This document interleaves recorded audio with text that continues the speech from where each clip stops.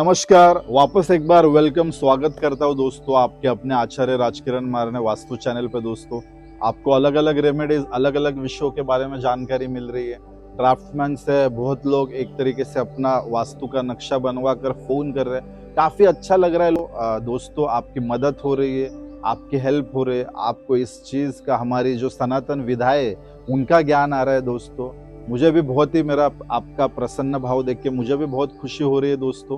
दोस्तों आज नए टॉपिक के बारे में बात करेंगे। दोस्तों आज का जो टॉपिक है दोस्तों वो है ब्रह्मस्थान। जब भी आपके घर का बीच का हिस्सा यानी ब्रह्मस्थान यानी कि क्या दोस्तों, जहां से भी हर रूम में या हर आपके जो भी जोन से घर में वहां पर जाने के लिए जो एक पॉइंट होता है बीच का, जहां से गुजरना ही पड़ता है दोस्तों, एक्चुअली उसको ब्रह्मस्थान कहा जाता है। या फिर जब ड्राफ्टमैन एक तरीके से आपका जब नक्शा बनाता है तो उसमें भी कुछ मेथड्स होती है ब्रह्मस्थान निकालने के लिए।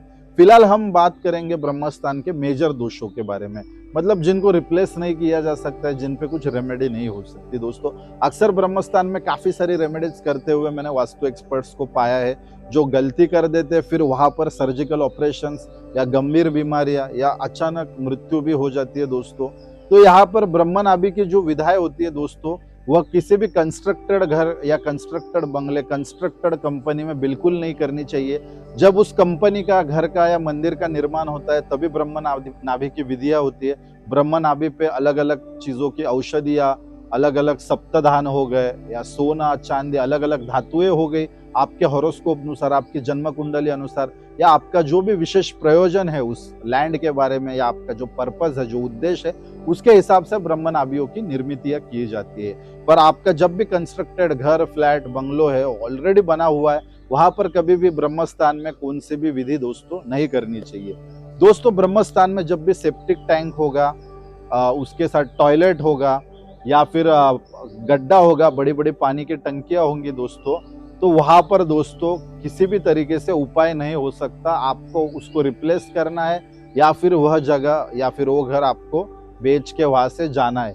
खास तौर पर जब भी कंपनी होगी, आपका बड़ा प्रोजेक्ट होगा या रेसिडेंस यानी कि रहने का स्थान होगा, वहां पर अगर ब्रह्मस्थान में पिलर आ गया, टॉयलेट आ गया, सेप्टिक टैंक आ गया दोस्तों, तो इसकी रेमेडीज करना काफी मुश्किल हो जाता है। एक बार स्टेयरकेस हम काफी सारी जगह पे देखते हैं, बड़े बड़े जो फोर्ट्स होते हैं या पैलेसेस होते हैं वहां पे स्टेयरकेस होते हैं दोस्तों।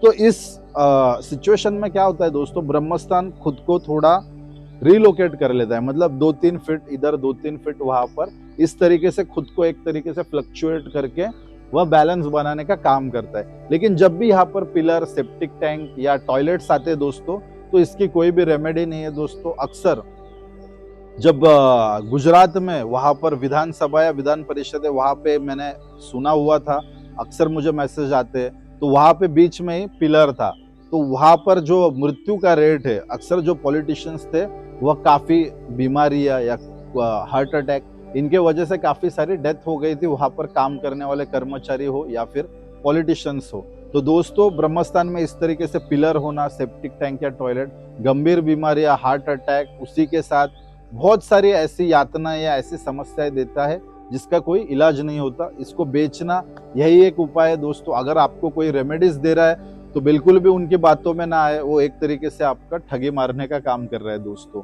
तो ऐसे दोस्तों कुछ गंभीर दोष होते हैं जिनसे निजात पाना बहुत जरूरी होता है। ब्रह्मस्थान दोस्तों अर्थ एलिमेंट और स्पेस एलिमेंट को रिप्रेजेंट करता है दोस्तों। यहाँ पर आप अगर स्क्वायर शेप का इस्तेमाल करेंगे, येलो कलर का इस्तेमाल करेंगे, तो यह काफी फ्रूटफुल और काफी ऑस्पिशियस होगा, क्योंकि ब्रह्मस्थान एक तरीके से न्यूक्लियर रिएक्टर का काम करता है जो घर के हर जोन को ऊर्जाएं अपनी प्रदान करता है दोस्तों। तो इस तरीके से हमने जाना कि ब्रह्मस्थान में दोस्तों क्या करना चाहिए, क्या नहीं करना चाहिए। ब्रह्मस्थान दोस्तों हमेशा खुला रखना चाहिए, हल्का रखना चाहिए। इसका जो प्रयोजन होगा दोस्तों, यह एक तरीके से सारी दिशाओं में ऊर्जाओं को फैलाने के लिए होता है। तो अलग अलग जो प्रोजेक्ट्स होते हैं, जैसे अगर कोई अस्पताल है तो वहां पे रिसेप्शन या फिर ओपीडी जहां पर सारे लोग आते हैं, तो इस तरीके से सारे जोन्स कैसे क्लब हो जाएंगे उस ब्रह्मस्थान से, सारे जोन्स या सारी जो एक्टिविटीज है वो कैसे कनेक्ट हो जाएगी, उस हिसाब से उसका प्रयोजन करना पड़ता है। यह फिलहाल तो इसके बारे में हम ज्यादा नहीं बात करेंगे, यह सारी एडवांस रेमेडीज का, एडवांस उपायों का पार्ट है। एडवांस नॉलेज का पार्ट है दोस्तों। लेकिन एक लेमैन लैंग्वेज के लिए जो मैं कहूँगा कि ब्रह्मस्थान हमेशा ढका हुआ चाहिए, कवर चाहिए, और उसी के साथ यहाँ पर कोई भी गंदगी, कोई भी क्लटर, कोई भी टॉयलेट सीट या कोई भी सेप्टिक टैंक यहाँ पर नहीं होना चाहिए। नहीं तो काफी गंभीर बीमारियों का, गंभीर समस्याओं का सामना आपको करने को पड़ सकता है। दोस्तों दुनिया की जितनी भी संस्कृतियां है, या फिर बड़े बड़े राजे महाराजे हो गए, या फिर जिन्होंने पूरी दुनिया पे राज किया, ब्रिटिशों ने, अंग्रेजों ने, तो उनके भी रानी का जो एक तरीके से ब्रह्मस्थान था, रहने का जो पैलेस था, उसका ब्रह्मस्थान भी कवर्ड है।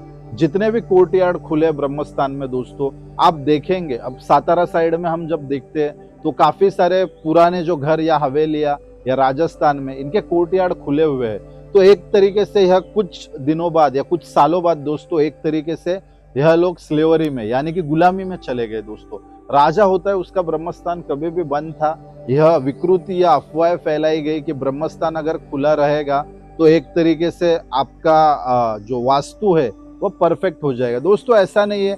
ब्रह्मस्थान या कोर्टयार्ड खुला होने से क्या होता है दोस्तों, सिर्फ वेंटिलेशन अच्छा होता है, सेहत अच्छी रह सकती है, पर आप कभी भी दूरगामी सोच नहीं सकते, आगे बढ़ने की सोच नहीं सकते, आप हमेशा एवरेज में ही रहेंगे। और राजा यही चाहता था कि जनता, नेता या दूसरे जो मंत्री है वह सारे लोग एवरेज में रहे, वह कभी बड़े सोच के मालिक ना बने, बड़ा ना सोचे, और एक तरीके से हमेशा मेरी गुलामी में या मेरे एक तरीके से जो भी मेरा दबाव है, मेरा जो भी एक पर्सनालिटी है, उसके नीचे दबके रहे दोस्तों।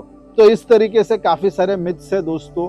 अक्सर लोग यह गलती कर देते, बड़े बड़े बंगले या हवेलियां बनाते हो, कोर्टयार्ड खुले रख देते ब्रह्मस्थान में, तो यह बहुत बड़ी समस्या हो सकती है। आपकी आने वाली पीढ़ी या गुलामी में या एक तरीके से बर्बाद होने का काम यह ब्रह्मस्थान खुला रहना कर सकता है दोस्तों। तो इस तरीके से ब्रह्मस्थान के बारे में काफी महत्वपूर्ण जानकारी आज हमने जानी। फिलहाल के लिए यहीं पर मैं अपने वाणी को विराम दूंगा दोस्तों। सदा मुस्कुराते रहे, खुश रहे, हंसते रहे। आज के लिए इतना ही दोस्तों, धन्यवाद। राधे राधे।